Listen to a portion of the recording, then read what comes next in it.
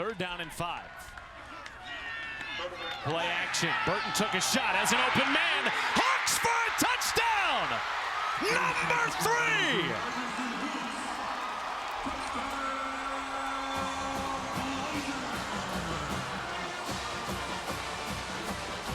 3! A star is born in Birmingham.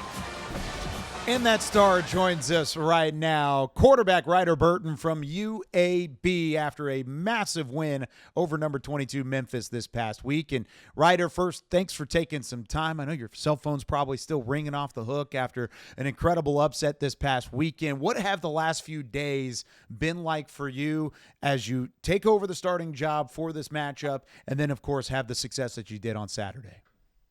Well, first off, thank y'all for having me on. It's truly a pleasure. In terms of the start, I got my usual few texts, from coaches in high school, my parents, family members, stuff like that. But when you go out and you handle business the way you're supposed to in my position, I just found out there's a few more texts that start flying in from people that you didn't even realize you'd get text from. So my phone's been a pretty crazy place, the past couple of days, but according to other guys that I'm pretty close with that play the position, just get used to it. So that's pretty much how it's been. That's awesome. What's the craziest person that has texted you or like most out there person that has texted you? You don't have to give names, but just give us a general synopsis. There are some very busy previous people I played for, and they found time to text me. And I'm like, I know you're getting ready for a big-time opponent this week, so I didn't think necessarily that they would catch a score or catch that I played. So, but yeah, I mean, just some guys that I previously played before. That's awesome. I love that. Now, Ryder, we're going to talk about the game in just a second, but I want to talk a little bit about how you found out you were going to be starting this game and then your parents' travel to the game, because I heard it was a little bit crazy. Yeah. About Wednesday afternoon after practice, I was like, okay, Kit's still beat up a little bit. So I started so sorry, everybody. I started to get a little bit of butterflies that okay, this is a real possibility. I could actually get the start here. And then about halfway through meetings on Friday night, I was like, okay, if I'm not the guy, then Coach Moore's just not going to tell me, I guess. And then after meetings on Friday night, he was like, yo, Ryder, you're the starter. I'm like, well, Coach, I'd hope so. I've taken everyone's rep all week long, so I'd really appreciate it. But yeah, no, I told my dad on Thursday night, Pops, if you can, I'd get on a plane. And my dad was in Detroit working with a client, and there were no flights from Detroit to Atlanta, Birmingham, or Nashville for cheaper than $2,200. Wow. And so my dad was like, he got in a rental car and he drove, I think it's 12, 13 hours, something along those lines. Got into my apartment at 3, blew up the air mattress and slept, and he was ready to rock. And then Mom got on a flight Friday and got in right before, I had to go to bed Friday night. So yeah, it's pretty crazy, but the sacrifices parents make is nothing short of amazing. How much was that a motivation for you? I know your parents are going to do what they're going to do regardless, but just to see that type of sacrifice even before you step on the field and how much excitement there was there. I mean, did that give you a little extra jolt going into the matchup? 1,000%. Anytime I'm really close to my parents and idolize my father, and so every time Pops was there, we got to turn up a little bit. It's actually funny. Growing up, I used to hate when my parents were there because I wouldn't play as well. Huh. And so it's been a switch since I've gotten to my junior year of high school where I was like, all right, yeah, I play better when they're there now. So I'm just happy I could make the most of it. I love that. So now they're the good luck charm, and they've proven, especially after that win on Saturday, that they are the good luck charm. But let's go back to what you said about finding out that you're going to be the starter. You're like, all right, I guess it's me now. So what was the conversations like then leading up to the game? You get on the field. What were some of the emotions? How are you feeling? I think if you ask anybody in the facility, I'm a really confident individual. It's something that's kind of been taught to me since I was really young. In terms of conversations with Coach Moore and Coach Mitchell, It was just, hey, listen, you don't need to be Superman this week. You need to take what the defense gives you, and you play the game one play at a time.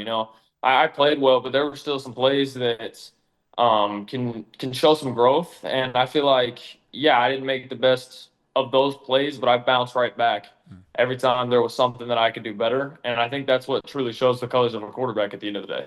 And I think that was really the tail of the tape as well whenever it came to the win. It wasn't a big-time outright jump out to a big lead sort of upset where you hold on late. I mean, this was a back-and-forth football game, and that shows the tenacity from the Blazers as a whole and then from you at the quarterback position as well. I mean, what was the moment in the game, if there even was one, where you finally said, this is our matchup, we're going to have to take advantage of this opportunity?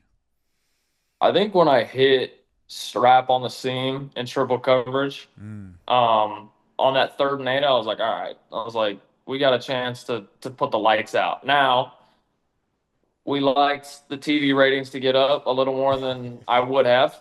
But, I feel like in that moment, I was like, all right, Ryder, like, go put the game away. This is the time. Like, let's go make the most of it. And, huge shout out to our defense. They did a great job, but we could have won the game on offense. So we got to be a little better in 4 minutes for sure. Yeah, that was going to be my next question, was how much credit defensively, and what was the biggest change on the defensive side of the ball in this matchup? Because the rankings weren't great coming in, but you slowed down a top 20, top 30 offense in the country in order to win this football game.